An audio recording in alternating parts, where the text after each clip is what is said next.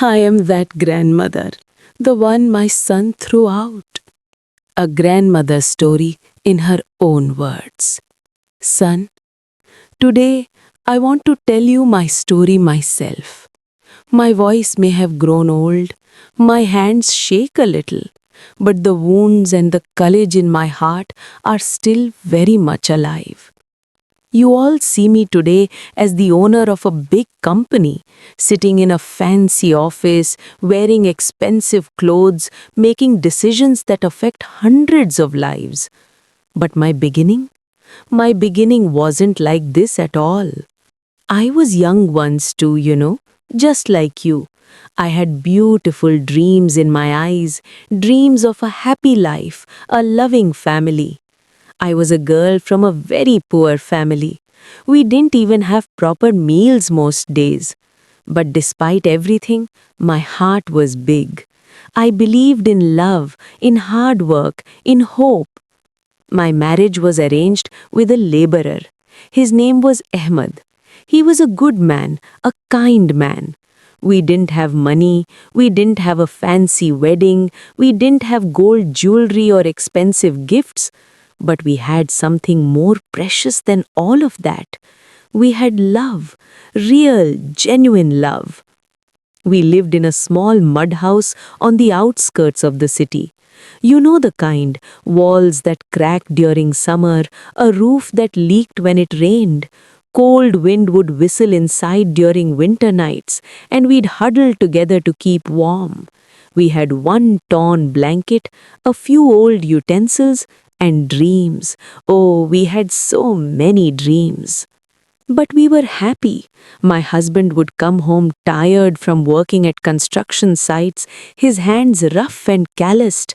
I would massage his feet and we'd talk about our future. One day, he'd say, one day we'll have a real house with a proper roof and our children will never go hungry. We'd laugh together, cry together, and face every struggle together. Then came the greatest happiness of my life, the day that changed everything. My son was born, Rashid. I still remember that moment like it was yesterday. When the midwife placed him in my arms for the first time, I looked into his tiny face, his closed eyes, his small fingers wrapped around mine, and I felt a love I had never known before. It was overwhelming. It was pure. It was everything. That night, as I held my sleeping baby, I made a promise, a sacred promise that I whispered into the darkness. I will make you a great man, my son. I will give you the life I never had. I will educate you, feed you, clothe you, even if I have to go hungry myself, even if I have to work my fingers to the bone. You will have a better life. My husband was so proud, he would work double shifts just to buy milk for our baby. We were poor, but we were rich in love and hope. But fate had different plans. Rashid was only 3 years old when it happened. It was a normal day. My husband kissed us both goodbye in the morning, said he'd bring sweets in the evening. He was working on a tall building that day. An accident, a terrible accident. A scaffolding collapsed. They brought his body home that evening instead of sweets.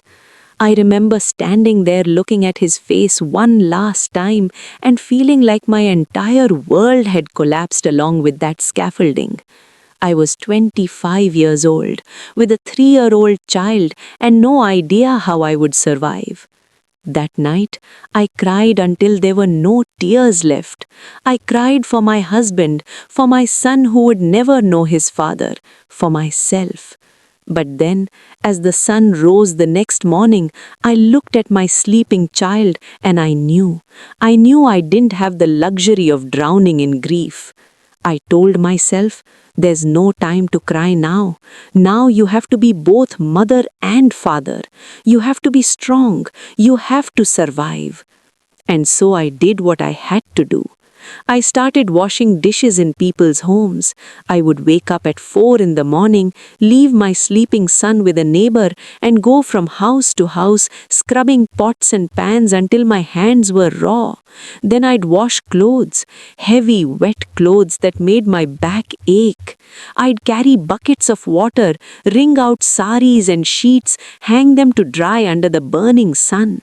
In the evenings, I'd sell vegetables on the street corner, sitting on the ground with a small basket, calling out prices, bargaining with customers who tried to cheat me because I was alone, because I was vulnerable.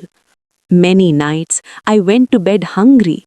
My stomach would growl, my head would spin with exhaustion, but I'd make sure my son had eaten. I'd watch him finish his plate of rice and lentils, and I'd tell him I'd already eaten, even though I hadn't. I wore the same torn sari for years. I had one pair of slippers that I would repair again and again with wire and glue. But my son Rashid, I made sure he had clean clothes.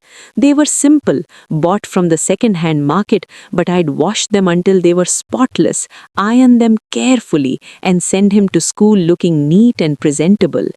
Education was everything to me. I knew that was his only way out of poverty. So even when I could barely afford food, I paid his school fees. I helped him with homework even though I could barely read myself. I encouraged him, praised him, pushed him to study hard.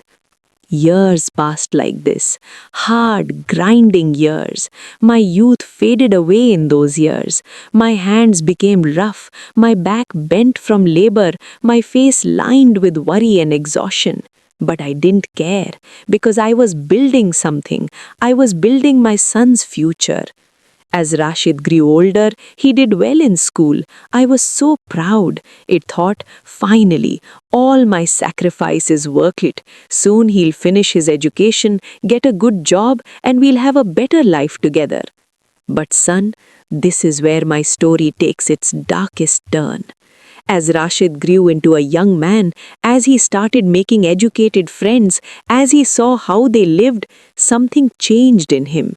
He started looking at me differently, not with love anymore, but with something else, something that broke my heart every time I saw it. Shame.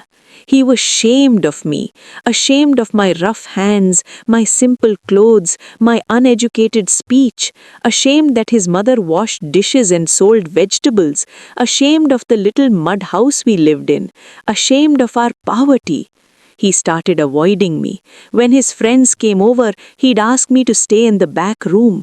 When we'd walk together, he'd walk ahead pretending we weren't together. If someone asked who I was, he'd say I was just a servant. Each time it happened, it felt like a knife in my heart. But I told myself, he's young, he's confused, he'll understand one day. He'll realize how much I love him, how much I've sacrificed. I waited for that day, but it never came. Instead came the worst day of my life. I remember it clearly. It was the monsoon season, and it had been raining heavily for days. Our little mud house was barely holding together. Water dripped from the ceiling, pooled on the floor. That evening, Rashid came home. He had been drinking. I could smell it on him. His eyes were angry, frustrated. He had lost his job, gotten into debt, become sick. I learned later. And somehow in his mind, it was all my fault. I was the reason for his failures, his embarrassment, his problems.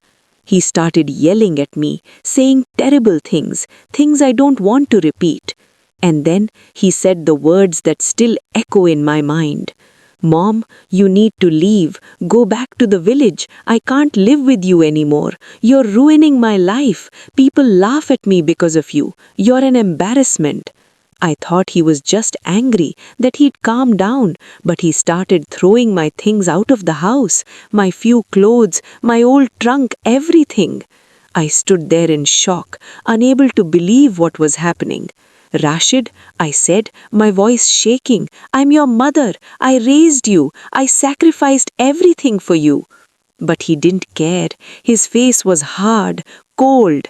I didn't ask you to sacrifice anything. That was your choice. Now leave. I don't want to see you anymore.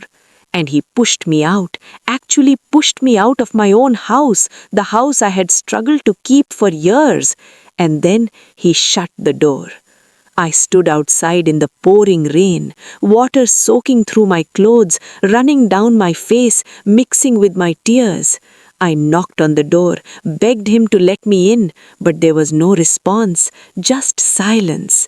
I sat down on the wet ground right there on the street and I cried.